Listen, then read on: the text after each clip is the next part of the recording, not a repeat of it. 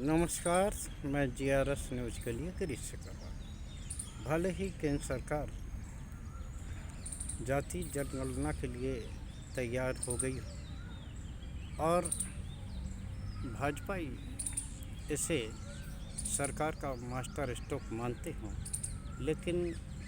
उसकी राह अभी आसान होने वाली नहीं है, क्योंकि जिस तरह से कल कांग्रेस कार्य समिति की बैठक में जिस तरह का प्रस्ताव पारित किया गया, वो ये दर्शाने को काफ़ी है कि जाति जनगणना के बाद अब सरकार को आरक्षण की जाल में फंसाया जाएगा। वो आरक्षण जिसको लेकर भले ही केंद्र सरकार दावा करती रही हो, लेकिन जिस तरह से वो निजी क्षेत्रों की ओर आगे बढ़ी है, आगामी भविष्य में वो उस मुद्दे पर भी सरकार को दो चार होना पड़ेगा। कल दिल्ली में कांग्रेस कार्य समिति की बैठक बुलाई गई, जिसमें कि सरकार द्वारा जाति जनगणना कराए जाने की सराहना की गई और इसका श्रेय कांग्रेस नेता सांसद राहुल गांधी को दिया गया। उन्होंने प्रस्ताव में साफ कहा गया कि जिस प्रकार उन्होंने भारत जोड़ो यात्रा के माध्यम से पूरे देश में माहौल बनाया और सदन में जाति जनगणना के पक्ष में माहौल बनाया, सरकार पे उसका दबाव का असर दिखा और सरकार निश्चित तौर पर उस पर आने को विवश हुई और जाति जनगणना कराने का हृदय परिवर्तन हुआ। लेकिन आगे जो प्रस्ताव कांग्रेस ने पारित की, वो निश्चित तौर पर भविष्य में सरकार को परेशानी देने वाले हैं, क्योंकि जिस प्रकार वो निजीकरण की ओर बढ़ रहे हैं, कांग्रेस कार्य समिति में इस बात को लेकर भी एक प्रस्ताव पारित हुआ कि निजी क्षेत्रों में भी आरक्षण के लिए हम सरकार पर दबाव बनाएंगे। ये एक ऐसा मुद्दा है जो कि निश्चित तौर पर सरकार को भविष्य में परेशान। कांग्रेस जो बात कहती है, ये अलग है कि उसके कार्य समिति की बैठक में ये प्रस्ताव हुआ, लेकिन यही सभी मुद्दे बिहार में तेजस्वी यादव हों या उत्तर प्रदेश में अखिलेश यादव, ये लोग शुरू से इनकी जो उपज है वो इसी बात को लेकर रही है, आरक्षण को लेकर रही है। और जो कांग्रेस से एक और महत्वपूर्ण प्रस्ताव आया, वो ये था कि अब आरक्षण की कैप को भी बढ़ाया जाए। हालांकि इस संबंध में माननीय उच्चतम न्यायालय के आदेश है कि आरक्षण किसी भी दशा में 50% से आगे नहीं जाए, लेकिन जिस प्रकार बिहार में या तेलंगाना में आरक्षण की सीमा टूटी है, जाति जनगणना की बात पूरे देश में इसी प्रकार की स्थिति बनने वाली है। और निश्चित तौर पर जिस तरह से सरकारी विभागों में भर्ती कम हो रही हैं या सरकारी विभाग एक एक करके निजी हाथों में जा रहे हैं, निजी क्षेत्र पर भी इस प्रकार का दबाव बनेगा कि वो निजी क्षेत्र में भी आरक्षण दें। तेजस्वी यादव तो एक कदम और आगे चले। उन्होंने जाति जनगणना की सराहना करते हुए ये कहा कि उन्हें न्यायालय क्षेत्र में भी आरक्षण चाहिए, निजी क्षेत्र में भी आरक्षण चाहिए, यहाँ तक कि विधानसभा और लोकसभा की सीटें भी आबादी के अनुपात में जिस प्रकार दलित लोगों की सुरक्षित सीटें होती हैं, उसी प्रकार सुरक्षित सीटें पिछड़े वर्ग के लोगों के लिए और जनजाति के लोगों के लिए भी होना चाहिए। इसका अर्थ ये हो कि जाति जनगणना को अगर केंद्र सरकार ने ये समझ लिया है कि जाति जनगणना की बात कहे के वे विपक्षी दलों का ये मुद्दा छीन लेंगे,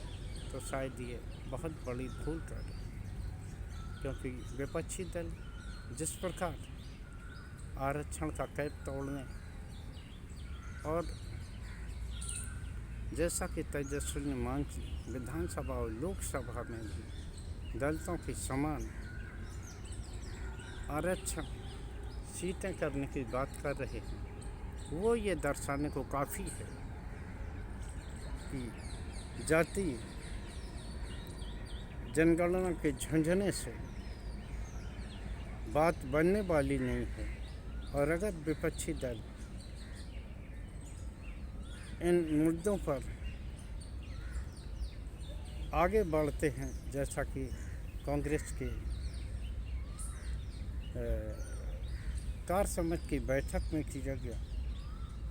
या जिस प्रकार की मांग तेजस्वी यादव कर रहे हैं, तो निश्चित तौर पर आप तय मानिए कि केंद्र सरकार के राहें दोभर होने वाली है।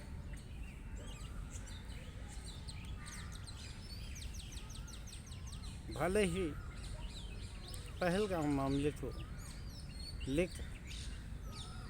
केंद्र सरकार ने आम लोगों का ध्यान बटाने के लिए जाति जनगणना की बात की है, लेकिन जिस प्रकार अभी भी पहलगाम हमले को लेकर मीडिया या यूँ कहिए सोशल मीडिया सवाल खड़े कर रहा है, वो भी केंद्र सरकार को असहज करने वाले हैं।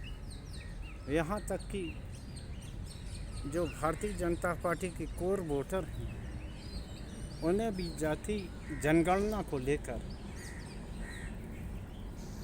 भले ही उस वर्ग के नेता सराहना कर रहे हों,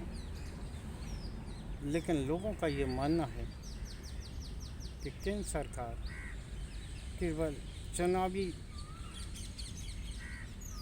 हार जीत के लिए ही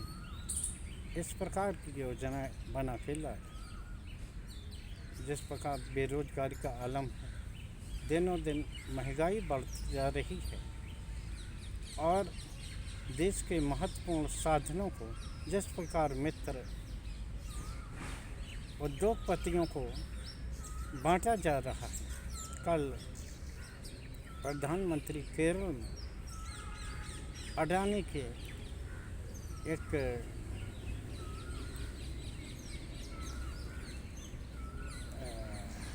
पोर्ट का उद्घाटन करने भी पहुंचे थे और जिस प्रकार वहाँ हंसते खिलखिलाते हुए दिखाई दिए, उसने ये बात तो तय कर दी कि भले ही अभी पहलगाम में पर्यटकों की चिता की राख ठंडी न पड़ी, लेकिन प्रधानमंत्री अपने उसी मोड में आ गए जिसके लिए वो जाने जाते हैं, इवेंट और तमाम तरह के भटकाऊ भाषण। तो इसका उल्लेख मैंने इसलिए किया कि जो आरोप केंद्र सरकार या प्रधानमंत्री पे लगते रहे, अपने मित्र उद्योगपतियों को देने के संबंध में अधिकतर संसाधन उनके लिए काम करने की बात प्रकाश में आती रही। निश्चित तौर पर आप तय मानिए ये मुद्दा भी आगे चल के सरकार को परेशान करने वाला है। जिस प्रकार बिहार के चुनाव को लेकर व्यूह रचना की गई, 4 तारीख को प्रधानमंत्री फिर से बिहार में जा रहे हैं, वो ये दर्शाने को काफ़ी है कि वो जाति जनगणना के लिए माहौल वहाँ तैयार करने जाएंगे। लेकिन जिस प्रकार कांग्रेस ने, तेजस्वी यादव और अखिलेश यादव ने आरक्षण और विधानसभा लोकसभा में पिछड़ों वर्गों की सीटों के लिए भी आरक्षित सीट की मांग करके ये दर्शा दिया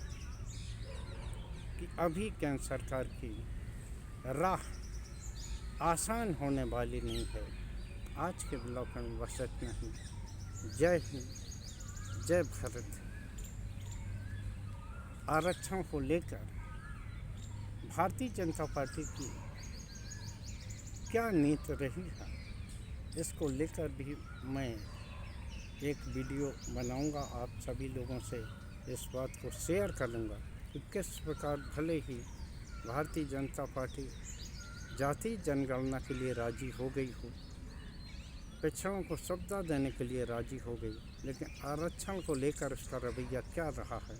ये अगले ब्लॉग में मैं आपको जानकारी दूंगा। कल फिर किसी नए मुद्दे के साथ आपके साथ जुड़ने का प्रयास करूंगा। जय हिंद, जय भारत।